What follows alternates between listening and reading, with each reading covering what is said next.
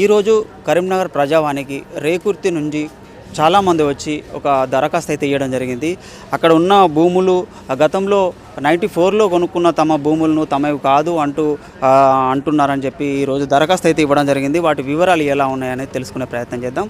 మీ పేరేంటి? నా పేరు తేరాల శ్రీనివాస్ అండి. ఏం జరిగింది అసలు క్లియర్గా చెప్పండి. సుమారుగా 30 సంవత్సరాల క్రితము 126 సర్వే నంబర్ రేకుర్తి శివార్లో మేము 82 ప్లాట్లు కొనుగోలు చేసినాము.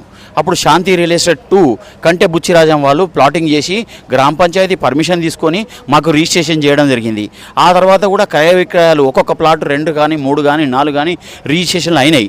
ఆ తర్వాత కొంతకాలము తర్వాత అది ప్రభుత్వ భూమి నిషేధిత ప్రదేశం అని మేము వేసుకున్న షెడ్లను పర్మిషన్ తీసుకొని కట్టుకున్న తర్వాత కూడా కూలగొట్టడం జరిగింది.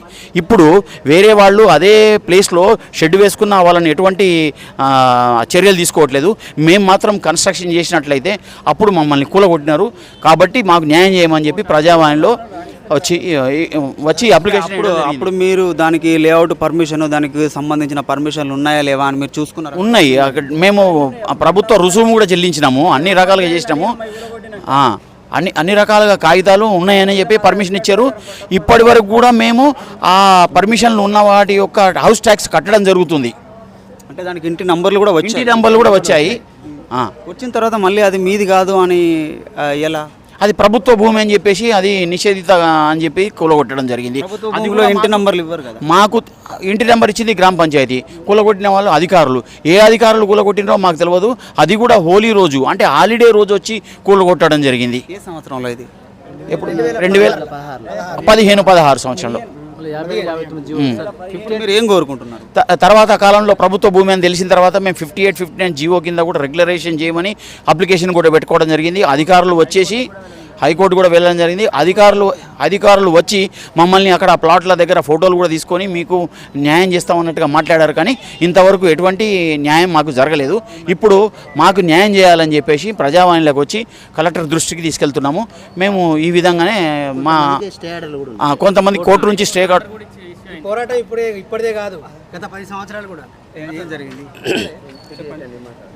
126 సర్వే నెంబర్లో ఉన్న భూములకు మేము గతంలో ఒక 94వ సంవత్సరంలో మేము అందరము భూములు కొనుక్కోవడం జరిగింది.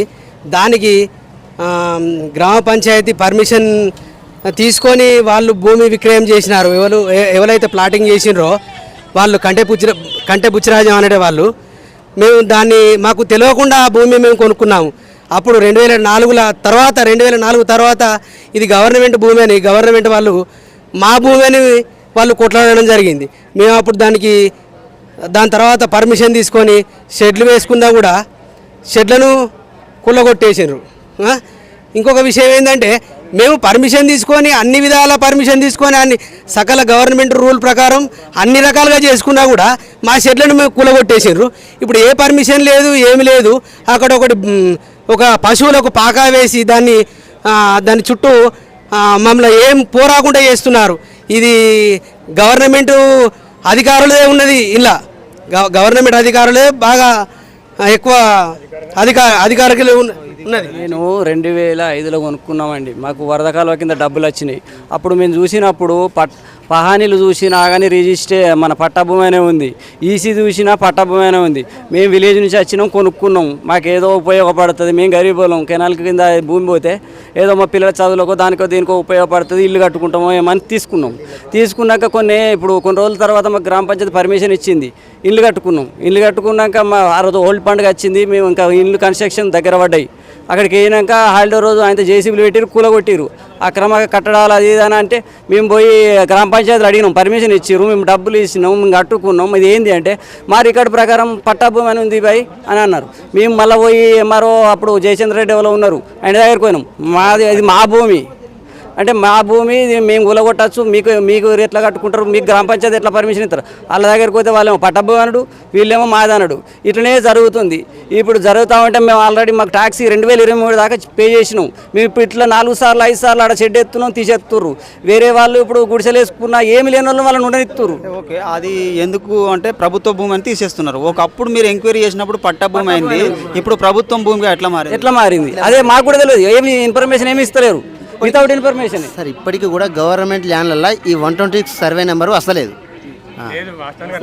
లేదు. అప్పుడు గవర్నమెంట్ భూములని అప్పుడు అప్పుడు బుడగ సంఘాలకు ఇచ్చినప్పుడు అన్ని నెంబర్లు గుంజుకున్నారు. ఇది మాత్రం వదిలేసిరు. ఇది ఎందుకని పట్ట భూమి వదిలేసిరు. కానీ ఇప్పుడు మాత్రం ఈ రాజకీయ నాయకులు, ఈ గవర్నమెంట్ ఎంప్లాయీస్ వీళ్ళు మాత్రం దీన్ని కబ్జా చేయడానికి ప్రయత్నం చేస్తూ మమ్మల్ని దూరం కొడుతుర్రు. మమ్మల్ని ఆడికి రాణిత్తలేరు. కమ్సే కమ్ ఆడ జాగడ కని లేచిన రాత్రి దొంగలు లెక్కన వీకెత్తురు. ఇటుక ముక్కలు కడికి ఎత్తుకపోతారు. ఒక 10 మంది హైకోర్టు సంప్రదిస్తే హైకోర్టు ఆర్డర్ కూడా ఇచ్చింది 58, 59 కింద వీళ్ళకు రెగ్యులరైజేషన్ చేయమని. అయినా కలెక్టర్ దగ్గరికి 2-3 సార్లు వచ్చినా వీరు ఎవరు పట్టించుకోవడం లేదు. గతంలో పట్టా భూమి అని చెప్పి కొనుగోలు చేసి తర్వాత కొన్ని సంవత్సరాల తర్వాత అది లేదు గవర్నమెంట్ భూమి, దీని మీద ఇందులో కట్టడాలు కట్టకూడదు అని చెప్పి వాళ్ళకు ఎక్కువగా ఆస్తులు అయితే ఏమి లేదు, ఎకరాలు అయితే లేవు. వాళ్ళకున్న ఎంతో కష్టపడి తమ జీవితంలో ఆర్జించిన ధనంతో కష్టపడి కొనుక్కున్న ఆ ఫ్లాటు అది ఆ కిస్తీల రూపంలో ఒక రియల్ ఎస్టేట్ వ్యాపారి దగ్గర కొనుక్కున్నట్టుగా తెలుస్తోంది. సో దీనికి సత్వరమే ప్రభుత్వం స్పందించి సత్వరం దీనికి ఒక దారి చూపించాలని చెప్పి కోరుకుంటున్నాం. చూస్తున్నాం.